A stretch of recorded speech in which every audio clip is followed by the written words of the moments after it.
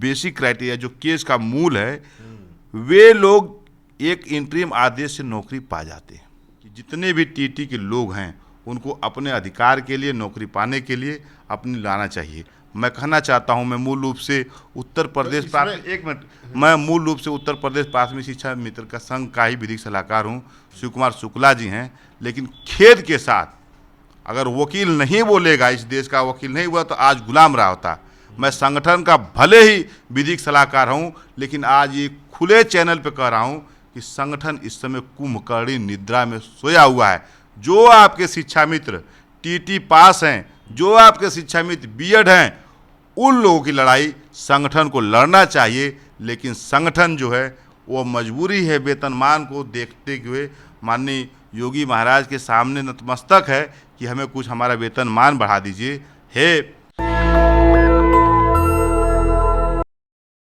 UP में 2011 में सहायक अध्यापकों की भर्ती निकलती है। 72,825 सहायक अध्यापकों की भर्तियां होती हैं। अब उस बीच में ये मामला चला जाता है कोर्ट में। कोर्ट में वहाँ पर टीईटी, टीचिंग एलिजिबिलिटी टेस्ट को अनिवार्य कर दिया जाता है। उसके बाद वो लड़ाई और आगे लड़ी जाती है। फिर मामला जाता है इलाहाबाद हाई कोर्ट में। इलाहाबाद हाई कोर्ट इसको रद्द कर देता है, इसकी अनिवार्यता को रद्द कर देता है। फिर उसके बाद सरकार जाती है सुप्रीम कोर्ट में। अब सुप्रीम कोर्ट में इसकी लड़ाई चल रही है। सोचिए 2011 में बहन कुमारी मायावती जी थी उत्तर प्रदेश की मुख्यमंत्री। उस वक्त ये भर्तियां निकली थी और उस वक्त के जो सहायक अध्यापक हैं जिनका चयन हुआ था, वो अपनी लड़ाई आज तक लड़ रहे हैं। 2026 आ चुका है और सुप्रीम कोर्ट में मामला है। अब सुप्रीम कोर्ट में सुनवाई चल रही है। इस बीच सुप्रीम कोर्ट ने कुछ टिप्पणियां की है, कुछ डेटा मांगा है। अब उसको लेकर सोशल मीडिया पर बहुत गलत जानकारियां, भ्रामक खबरें फैलाई जा रही है कि उससे रिलेटेड।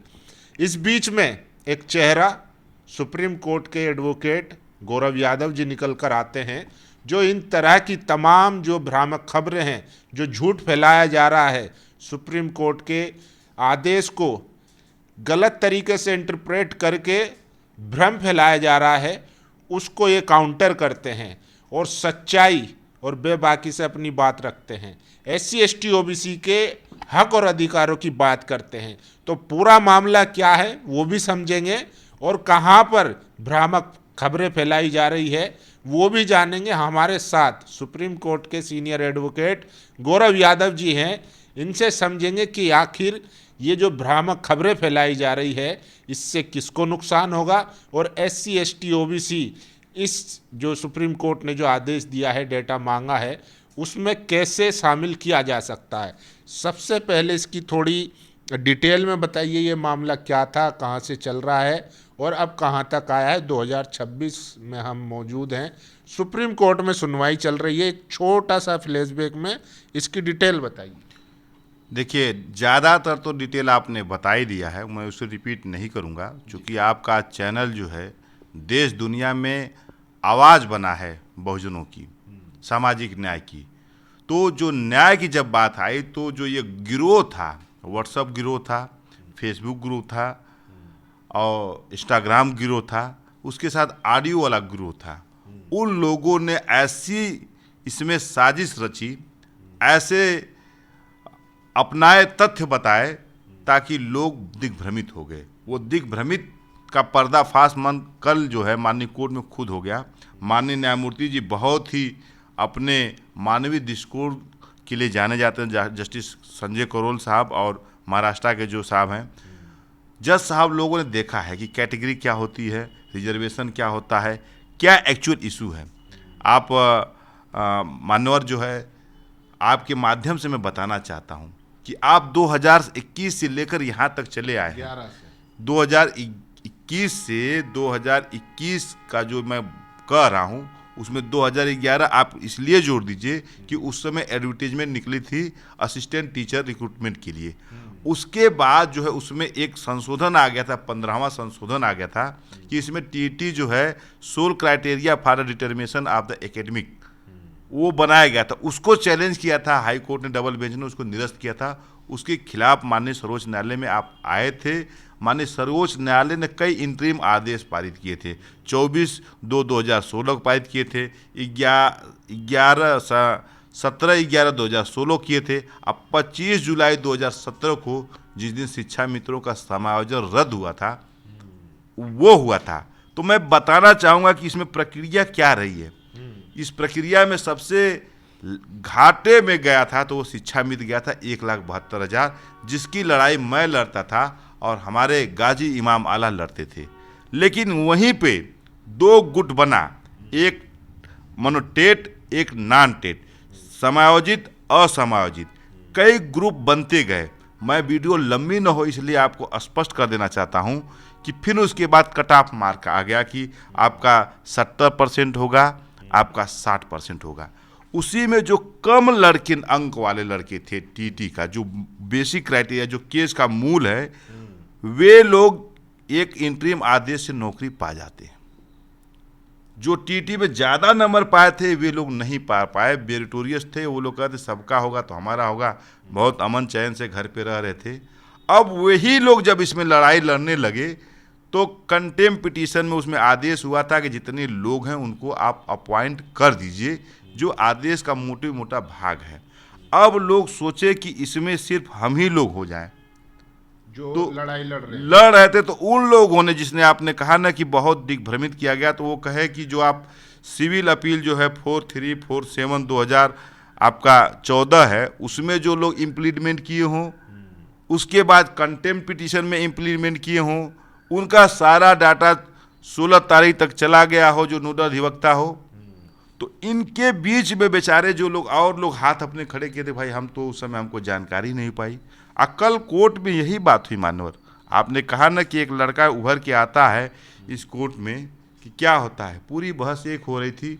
मेरे पास कम लड़के थे लेकिन मैंने सीनियर थे, मैंने उनसे कहा कि सर देखिए हमारे गांव के लोग हैं, पैसे नहीं हैं, बेरोजगारी में है, तो कोई गुजरात चला गया, कोई बॉम्बे चला गया है, कोई दिल्ली चला गया है, कोई कहीं न कहीं रोजगार कर चल रहा है, तो उनको सूचना नहीं मिल गया है, कोई खेत में पानी चला रहा है, कोई व्हाट्सअप अभी उतना तेज़ी से बढ़ा नहीं था, फेसबुक अभी आ रहा था, यूट्यूब को देखना लोग ऐसा पसंद नहीं करते थे।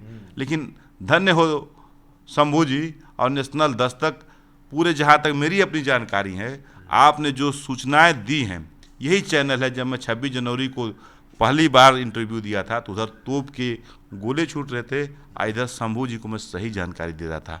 तो मेरा बहुत पुराना नाता आपके चैनल से है।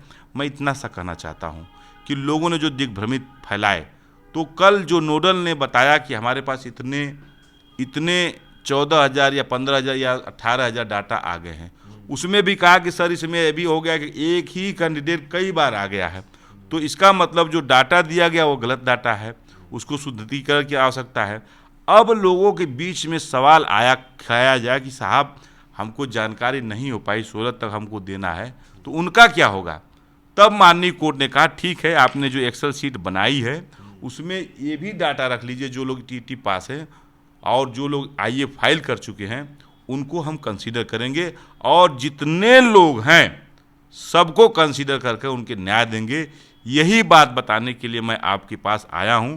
मैं पूर्ण रूप से माननीय कोर्ट का आभारी हूं कि माननीय कोर्ट ने उत्तर प्रदेश के ग्रामीण अंचलों में रहने वाले बेरोजगार लोगों को भावनाओं को समझा और 1 हफ्ते का समय दिया। लेकिन 1 हफ्ते का समय जो दिया है, दुर्भाग्य से आज मान लीजिए देखिए पूरे दिन भर ट्रैफिक जाम था, कोई काम बहुत ज़्यादा नहीं हो पाया।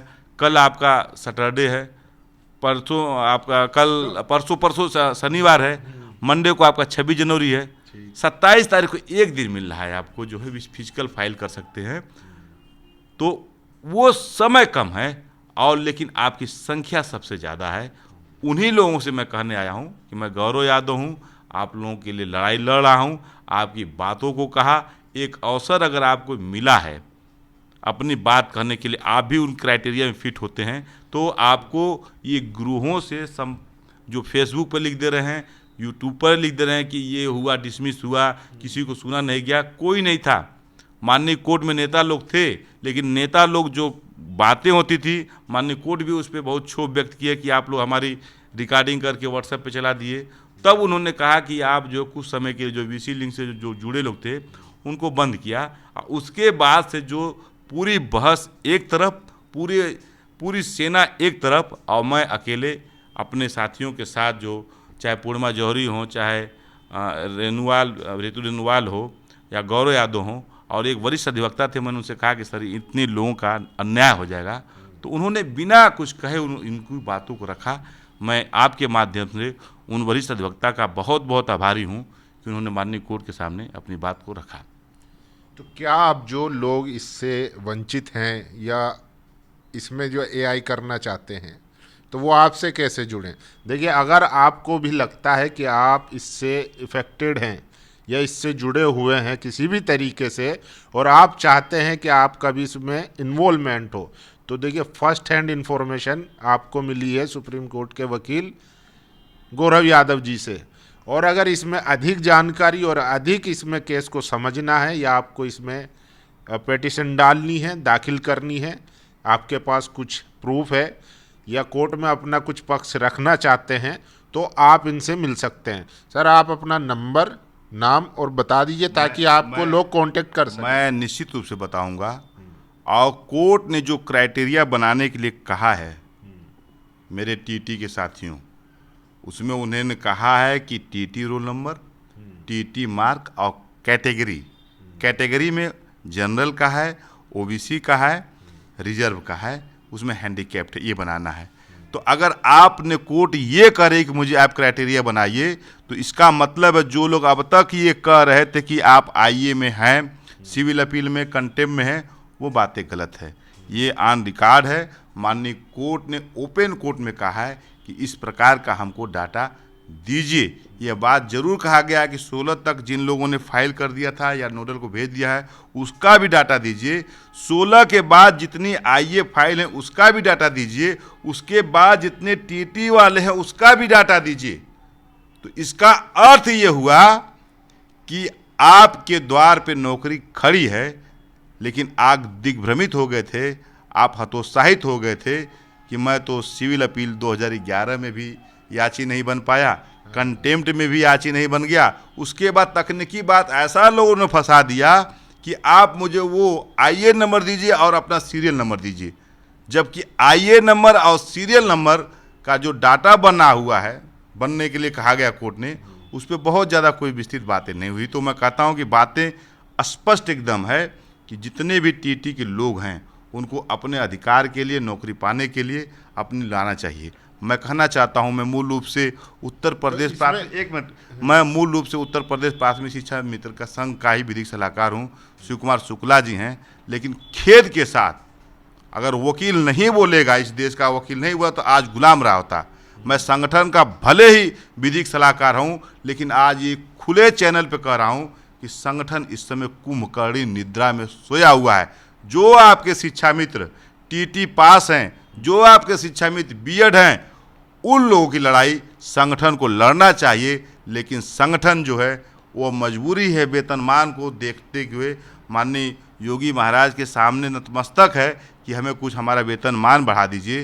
हे शिक्षा मित्रों, तुम्हारा यहाँ वेतनमान के साथ साथ नौकरी मिलना है। जो हमारे शिक्षा मित्र योग्य हैं उनको अपनी आवाज़ संगठन के माध्यम से या व्यक्तिगत माध्यम से उठाना चाहिए।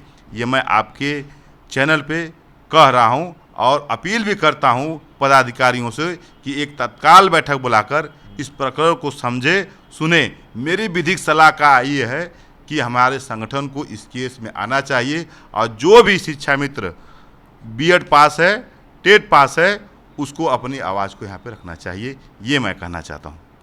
नहीं, यही इसी से जुड़ा मेरा सवाल था।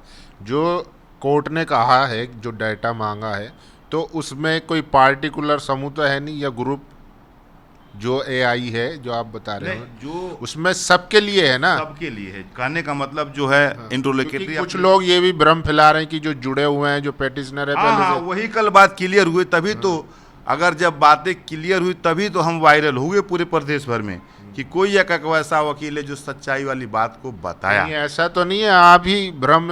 नहीं, हम जो भ्रम नहीं कर रहे हैं, जो कोर्ट में हुआ है, जिसको मेरी आंखों ने मेरी आंखें ने जो देखा है, तो मेरे आपकी आंखें नहीं मानी जाएगी ना, कोर्ट का कान ने आदेश सुना है और मेरे दिमाग ने जो समझा है वो मैं बता रहा हूं। मैं अपने तरफ से कुछ नहीं ऐड कर रहा हूं, ये बात मानिए। जो आपकी आंख पे और आपके समझ पे तो नहीं होगी ना बात। कोर्ट ने कोई ऐसा कोर्ट ने ऑर्डर कहा, जारी अगर किया है कोर्ट या ऐसा ने- कुछ? कोर्ट ने मौखिक रूप से नोडल को ऐसा कहा है। मौखिक रूप से। हाँ, और कोर्ट ने कुछ आदेश लिखा है और अगली डेट माननीय कोर्ट आपके हितों के लिए इतने प्रभावित है, आपके केस को देखने के लिए इतने उत्साहित है कि जो लंच होता है 1 बजे रख दिया कि हम अपना लंच नहीं करेंगे, लेकिन इतने लोगों को हम सुनेंगे, इतने लोगों को रोजगार का मामला है। कोर्ट का ये मानवीय दृष्टिकोण जो है पूरी दुनिया में बहुत ही प्रशंसनीय है कि माननीय कोर्ट जनहित के मुद्दे को कितनी तहजीब दे रहा है, कितनी तवज्जो दे रहा है।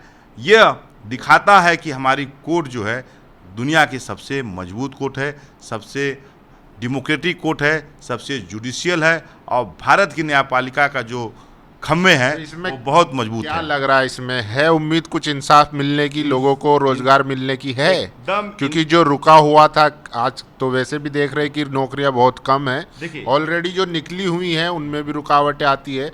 तो क्या इसमें इस सुनवाई में लग रहा है कि लोगों को नौकरियां मिलेगी, फायदा होगा? आप पत्रकार महोदय हैं, लोग आलोचना करने का आप लोगों को बहुत ही संवैधानिक अधिकार है, लेकिन मामला कोर्ट की संवेदनशीलता को देखिए कि 2011 को मैटर को 2026 में खुद कोर्ट ने कहा कि ग्राउंड पर मैटर आपका था और मैं यहाँ पे लेके आपको सुन रहा हूँ। तो आप लोग धैर्य रखिए, जो करेंगे नैसर्गिक न्याय के आधार पे बहुत ही अच्छा होने वाला है। ये मेरी अपनी व्यक्तिगत विचार है और व्यक्तिगत आस्था है ऑब्जर्वेशन जी। तो अच्छा, आपने बताया नहीं कि लोग जैसे जो आपकी मदद चाहते हैं, जो लोग अभी भी भ्रम में हैं या गलत सूचनाएं उन तक पहुंच रही हैं, या वो अपना इसमें इन्वॉल्वमेंट चाहते हैं, तो वो आपसे कैसे राब्ता करें, ये तो बता दीजिए। राब्ता करने का जो माध्यम आजकल का है वो है मोबाइल, ठीक है, और वो है व्हाट्सअप, वो है ईमेल। तो मैं मोबाइल नंबर आपको बता देता हूँ कि आप मेरे मोबाइल नंबर पे अपना डिटेल कर दीजिए। मुझे बहुत आवश्यकता नहीं है डॉक्यूमेंट की।